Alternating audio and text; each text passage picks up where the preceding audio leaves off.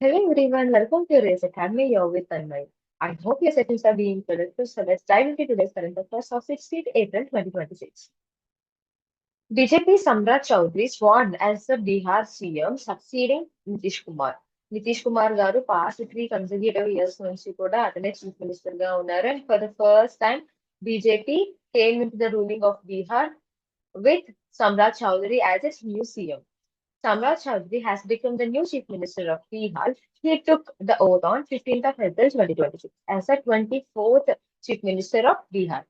He replaced Nitish Kumar, who resigned before this change. Historical significance. This is first time BJP has its own Chief Minister in Bihar.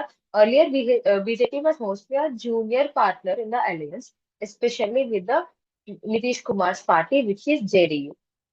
It marks a major turning point in Bihar's political history because BJP came up for the first time.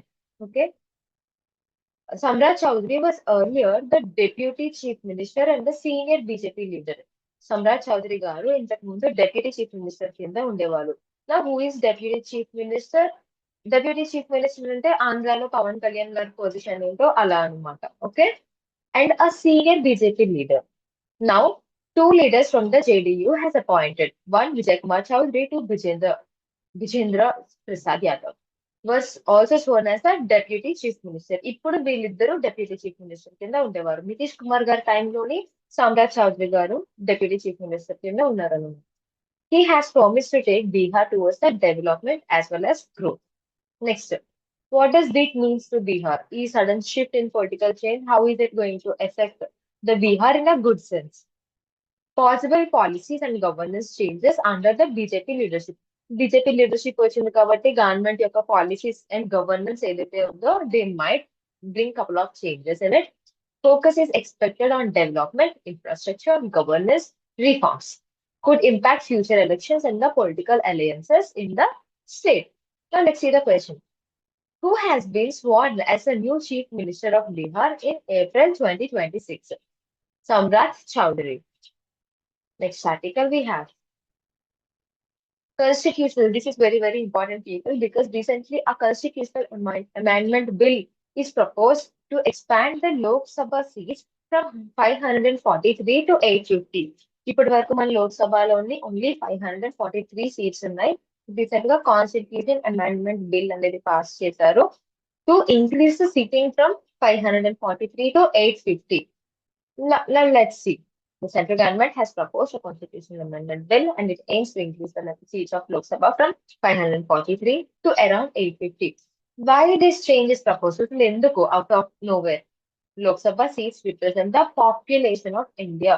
Population of India ఎంత ఉందో Lok Sabha seats అన్నీ ఉండాలి కదా. I mean, వాటిని represent చేసినంత ఉండాలి కదా. So, increasing the population, there should be an increase in the Lok Sabha seats as well, right? Over the time, population increases, so representation should also increase. The main goal is to implement 33% of reservation for the women in the parliament. So, people, if you remember, there is a recent bill which says ప్రతి లోక్ సభలో అయినా and Panchayat Raj elections లో అయినా 33% of the members should be women అని recent గా ఒక bill pass చేశారు కదా. సో ఇప్పుడు ఆ బిల్ ని పాస్ చేస్తున్నప్పుడు విమెన్ షేర్ ఈక్వల్ గా ఉండాలి అని అంటే we have to increase the Lok Sabha sitting arrangement so that the other persons wouldn't be disrupted. Okay. Next, more seats are needed so that reservation can be applied without reducing the existing presentation. Next, total seats may increase to 850. Out of these, 850 seats for the states, 35 seats for the UTs. Changes will be done by the amending of Article 81 of the Constitution. ఈ 850 seats లోని 815 seats complete గా states కి వెళ్ళిపోతుంది and 35 seats union territories కి వెళ్ళిపోతుంది అనమాట. Now I want everyone to comment what is union territories and how many union territories we have. Okay. Next, connection with the delimitation. Delimitation అంటే ఏంటి అసలు? Redrawing constitutional boundaries based on the population is called delimitation. అంటే constitution లోని ఎన్నైతే seats population of the persons కి తగ్గట్టు ఉన్నాయో ఇప్పుడు మనం సెన్సస్ ని యూజ్ చేసుకొని వాడుతూ ఉంటాం. Last census is done in 2011. 2021 లో నెక్స్ట్ సెన్సస్ జరగాలి. సెన్సస్ అంటే జనాభా లెక్కలు. ఓకే. ఇప్పుడు లాస్ట్ టైం 2011 లో జరగాలి, ఇప్పుడు 2021 లోని కోవిడ్ టైం వల్ల మనం చేయలేదు. And recently we're planning our centers in 2026. Okay, so 2011 లో ఎంతమంది అయితే పాపులేషన్ ఉన్నారో అదే లెవెల్ ఆఫ్ కాన్స్టిట్యూషనల్ బౌండరీస్, అదే level of representation in the Lok Sabha ఉండడం ఈస్ నాట్ ఫెయిర్ కదా. So that's what they are saying. Constitutional delimitation మళ్ళీ తెస్తున్నప్పుడు we'll increase our Lok Sabha seats. Because delimitation అంటే ఏంటి? Redrawing the constitutional boundaries based on the population. Seats will be distributed based on the latest census data. Okay, upcoming census అయినా అవ్వచ్చు, 2011 అయినా అవ్వచ్చు. A delimitation exercise will be decided how seats will be divided among the states. అంటే ఇప్పుడు total 850 అని అనుకుంటున్నాను కదా people లోక్సభలోని. So ఇప్పుడు అరుణాచల్ ప్రదేశ్ కి యాజ్ వెల్ యాజ్ ఆంధ్రప్రదేశ్ కి, లేదంటే అరుణాచల్ ప్రదేశ్ కి, బీహార్ కి, ఇద్దరికి సేమ్ ఇక్కడ నుంచి ఒక 10 మెంబర్స్ రావాలి లోక్సభ మెంబర్స్, ఇక్కడ నుంచి 10 మెంబర్స్ రావాలి లోక్సభ మెంబర్స్ అనడం కరెక్ట్ కాదు. పాపులేషన్ డెన్సిటీ ఎంత ఉంది అరుణాచల్ ప్రదేశ్ లో? Hardly 7 persons per square kilometers. Bihar లో ఎంత ఉంది? 16,000 per square kilometers. ఢిల్లీలో ఎంత ఉంది? ఆంధ్రలో ఎంత ఉంది? తెలంగాణలో ఎంత ఉంది? సో స్టేట్ లో ఉండే పాపులేషన్ బట్టి సిట్టింగ్ అరేంజ్మెంట్ ని డివైడ్ చేయాలి కదా, దానికి హెల్ప్ అయ్యేదే this delimitation committee. Okay. Next, what question we have? What is the current strength of the Lok Sabha? 543. Moving forward to our next article, which says two-time Olympic champion Victor Alexson retires at 32 years. Victor has retired from professional badminton. He announced his retirement in on 14th of April 2026 at the age of 32. అతడి professional badminton నుంచి ఇప్పుడు retirement తీసుకున్నారు because అతనికి severe chronic back injury జరిగింది. Usually athletes ఎవరైనా కూడా retirement usual గా వాళ్ళు ఏమైనా ఇంజురీస్ కానీ, లేదంటే పర్ఫార్మింగ్ టైంలోని ఏమైనా దెబ్బలు జరిగినప్పుడు కానీ, దానికి లాంగ్ టర్మ్ ఎఫెక్ట్ ఉన్నప్పుడు they will take retirement. The same way our Victor is also suffering from a chronic back injury. The injury caused because of continuous pain and nerve problems. Doctor advised him to stop playing to avoid serious long-term damage or surgery. Okay. Career highlights. ఇతను ఏమేమి చేశారు? Two-time Olympic gold medalist. Tokyo 2020లోని ఒకసారి, Paris 2024 లో ఒకసారి. Two-time world champion. 2017 లో ఒకసారి, 2022 లో ఒకసారి. World's number one men's singles. Okay. Next, why his retirement matters? Because he was among the most dominant players in the modern badminton, one of the few European players who is consistently dominant, a sport largely led by the ASEAN countries, and his exit marks the end of a major era in the men's badminton. The amount of energy he is putting into the game, and the amount of awards he is receiving, and the amount of influences he is getting to the European player will be stopped because of his retirement. Okay, what question do we have? Which famous badminton player announced a retirement in April 2026 due to injury? I want everyone to comment. Next article goes. Europe plans independent defense strategy and harmless mission without using without US amid growing NATO tensions. Okay. NATO అనేది మీ అందరికీ తెలుసు, నేను separate గా చెప్పక్కర్లేదు. Next, Europe ఏం చేస్తుంది అని అంటే నాటో మీద కంప్లీట్ గా డిపెండ్ అవ్వకుండా యూరోప్ అంటూ సెపరేట్ గా డిఫెన్స్ సిస్టమ్ ని, ఒక ఇండిపెండెంట్ సిస్టమ్ ని తెద్దామని అనుకుంటుంది. Is their first plan. Second one is a Hormuz mission ని తేవాలనుకుంటుంది without involvement of the US. Now let me read it out. A NATO fallback plan in case the US reduces or withdraws the support. ఇలాంటి situation US sudden గా ఇప్పుడు NATO నుంచి వెళ్తాం అనుకోండి, NATO almost collapse అయిపోతుంది. So that in that case, we should have a separate mission in the Strait of Hormuz without US involvement. Why this is happening? NATO is a military alliance where US has traditionally played the leading role in the European defense. Now doubts are raising about the US commitment are forcing Europe to become more self-resilient. ఇప్పుడు US వాళ్ళు ఉంటారా ఉండరా? Because on going tensions జరుగుతున్నాయి కదా US, Iran and Israel war. Yeah, ఇలాంటి situation లోని వాళ్ళు మనతో ఉంటారా ఉండరా? ఒకవేళ ఉండకపోతే we should have an alternative defence system కాబట్టి they are planning to bring their own to self-reliant, okay, without depending on the external factors. US President Donald Trump has criticized NATO and even hinted at reducing the support. Why they are so insecure about NATO? Because Donald Trump garu already 2 to 3 times NATO ni criticize చేశారు, and he also gave hints of decreasing their support to the NATO. So this made the European people to be more cautious and getting an alternative to NATO. Okay. This has created an uncertainty about the Europe's security. NATO fallback plan. Europe is preparing a backup plan to defend itself without US support. Key features use existing NATO structure but with European leadership. Okay, NATO లాంటి స్ట్రక్చరే కాకపోతే European leadership నుంచి తెస్తారు. Next, increasing military coordination, production and command system, reduce dependence on the US troop and intelligence. మొత్తానికి వేరే ఏ countries మీద depend అవ్వకుండా వాళ్ళు self resilient గా ఉండడానికి తెస్తున్నది అనమాట ఇది. Okay, which military alliance is central to Europe's defence planning? NATO. Next article goes, Italy suspends defense deal with the Israel as Europe criticizes Gaza and Lebanon actions, signaling strained EU-Israel relations. Okay, అసలు ఏమైంది? Italy recent గా తన defence cooperation agreement ఏదైతే Israel తో ఉందో అది ఇప్పటి నుంచి మేము సస్పెండ్ చేస్తున్నాం అని చెప్పారనమాట. We all know who the main person in the Italy, right? Meloni గారు, the prime minister.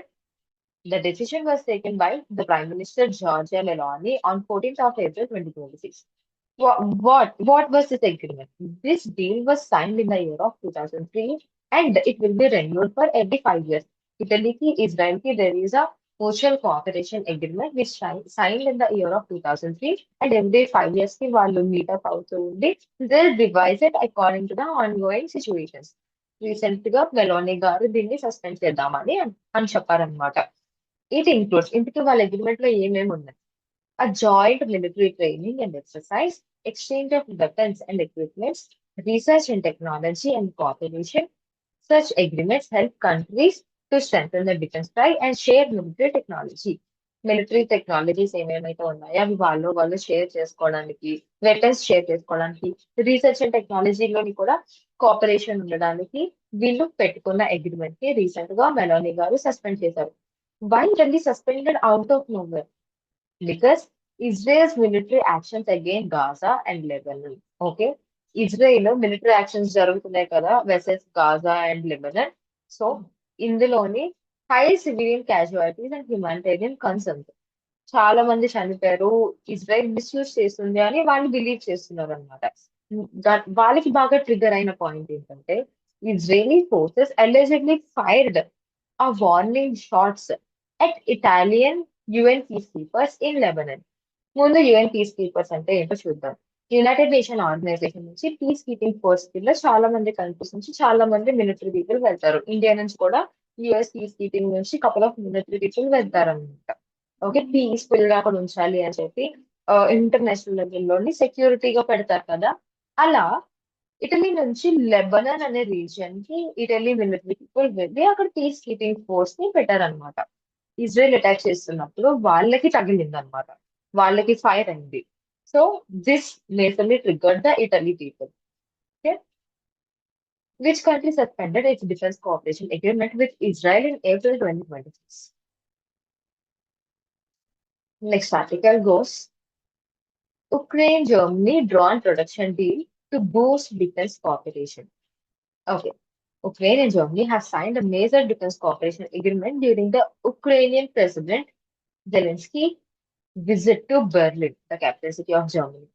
The deal focuses on joint drone production, air defense, strengthening, and long-range strike capabilities, aiming to enhance Ukraine's military capacity amid ongoing conflict with Russia.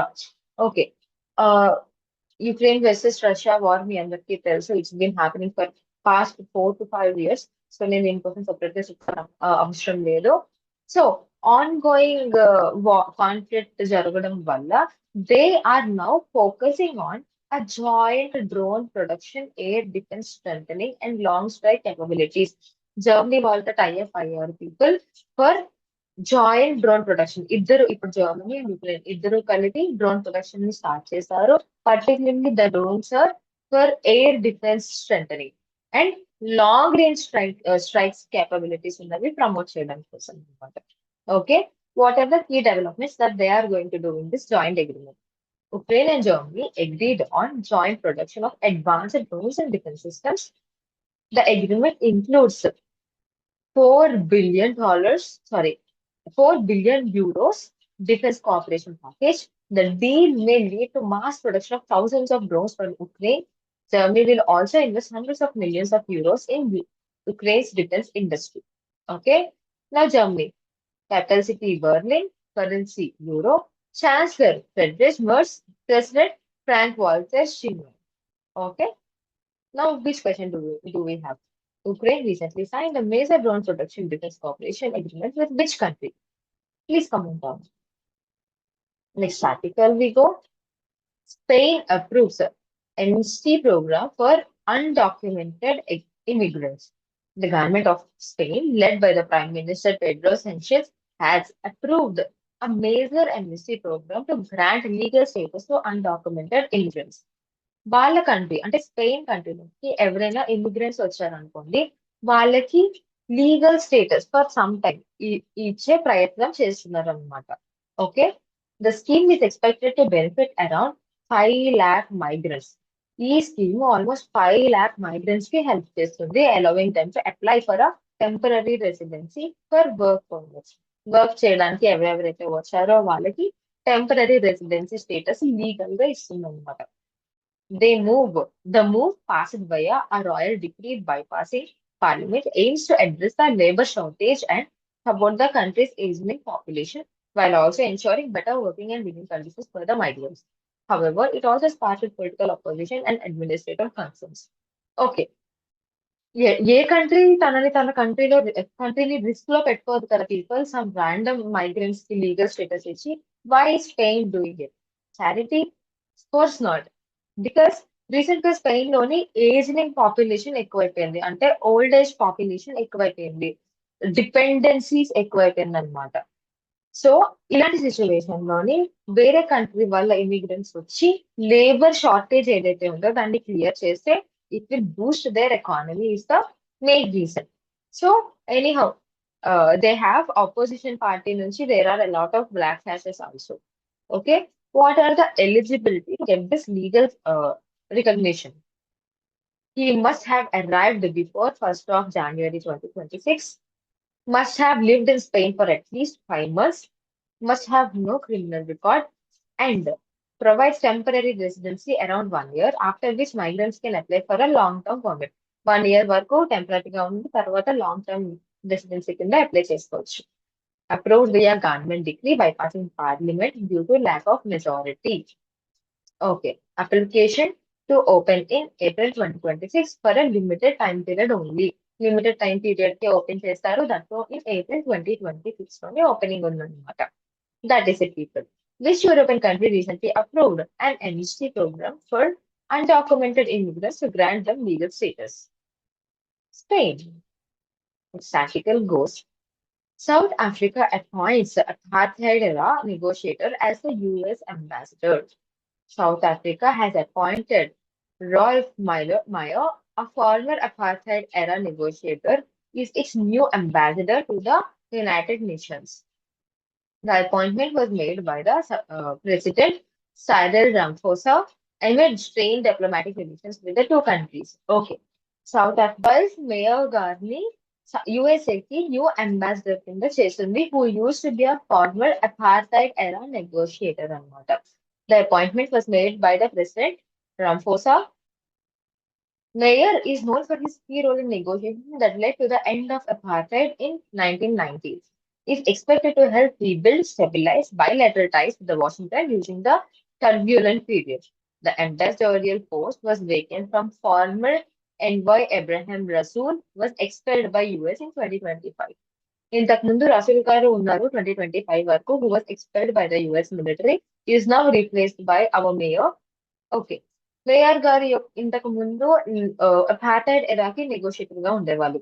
Apartheid ఎరా అంటే ఇంత South ఆఫ్రికాలోని ఎక్కువ racism జరిగేదన్నమాట people. So he helped to end that racism. He's one of the reasons. We all know Nelson Mandela, but he also helped in it. Okay. Previous గా ఇతను ఏం చేశారు? Government government under FWD clerk లో ఉండే serve చేశారు. And post apartheid unity government led by Nelson Mandela. Nelson Mandela create చేసిన post apartheid unity అనే government లోని he use to work. South Africa have its capital in Pretoria. Cape Town is the legislative capital and Bloemfontein is a judicial capital. Total three capitals in it: administrative, legislative, and judicial. In fact, recently in the Jagan Mohan Reddy era, Andhra Pradesh also came up with these three capitals too. One for the administration, one for the legislative, and one for the judiciary purposes. So South Africa law ఇది already జరుగుతుంది. Currency South African rand and known as the rainbow nation due to the cultural diversity. Next, it have South Africa have totally 11 official languages.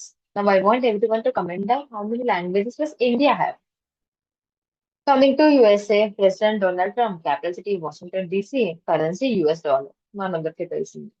Recently, Rolf Mayo was appointed as the South Africa's ambassador to which country? US. Next article. Japan announces 10 billion framework to help Asia to secure oil supplies. Japan has announced $10 billion financial framework to support Asian countries in securing the energy resources such as crude oil amid raising global supply disruptions due to the Middle East tensions. ఏషియాలో ఉన్న countries అన్నిటికీ మన oil support కానీ crude support కానీ ఏదైతే ఇప్పుడు చాలా మట్టుగా తగ్గి ఈ టెన్షన్స్ వల్ల ఏదైతే ఇంక్రీజ్ అయిపోయిందో ఇది స్టేబుల్ చేయడానికి she came up with $10 billion financial framework for all the Asian countries. The initiative led by the Prime Minister Sane Takaichi aims to strengthen the regional energy security and protect supply chains critical to Japan's economy. The support will be challenged through state-backed institutions and is expected to significantly assist Southeast Asian nations with limited oil reserves. Funds to be routed through Japan Bank for International Cooperation. ఈ Japan Bank for International Cooperation ఏదైతే ఉందో దాని నుంచి funds release అవుతాయి. At the same time Nippon Export Investment Insurance and then we have the support is equivalent to 1.2 billion barrels of oil, approximately 1 year of ASEAN support. ASEAN's imports ఎంత అయితే మనం తెచ్చుకుంటాం 1 year కి ఎంత అయితే oil మనం import చేస్తున్నామో దానికి ఎంత అయితే మనీ కావాల్సి వచ్చిందో అంత మనీ ఆమె ఇన్వెస్ట్ చేసింది. Next, announcement made during the meeting of the Asia Zero Emission Community Initiative. Participating countries such as Philippines, Malaysia, Singapore, Thailand, and Vietnam. What is that main focus on people? Addressing funding gaps for the oil procurement and supporting industries depending on the Asian supply chains. Example, health sector and equipment sector. This is a very great initiative which happened in the meeting of Asia Zero Emission Community. Okay, which question do we have? Which country recently appointed a $10 billion framework to help ASEAN nations secure oil supplies? Japan. The last article we have, Sunil Vajpayee assumes charge as the principal chief commissioner of income tax to both Tamil Nadu as well as Puducherry, also called as Pondicherry. Sunil Vajpayee has assumed charge as a principal chief commissioner in the income tax department of both Tamil Nadu and Puducherry. Prior to this, he served as the chief commissioner of the income tax in Mumbai and held several key positions in the central government institutions. In that Mundu, he used to work in different central government institutions, as well as he used to be the chief commissioner of the income tax in Mumbai. Income tax department in India.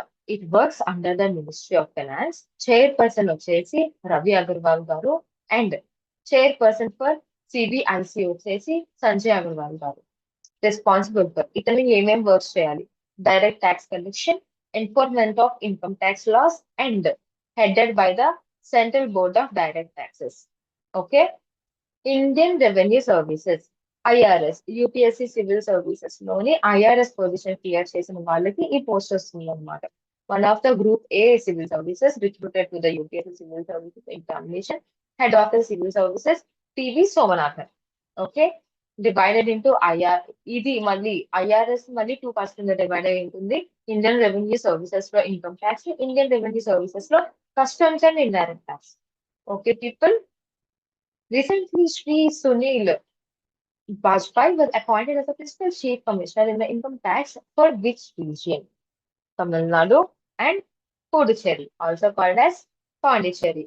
So that is it for today, people. I hope you have enjoyed the session. Please do like, comment, and share, and subscribe to this channel for more such information.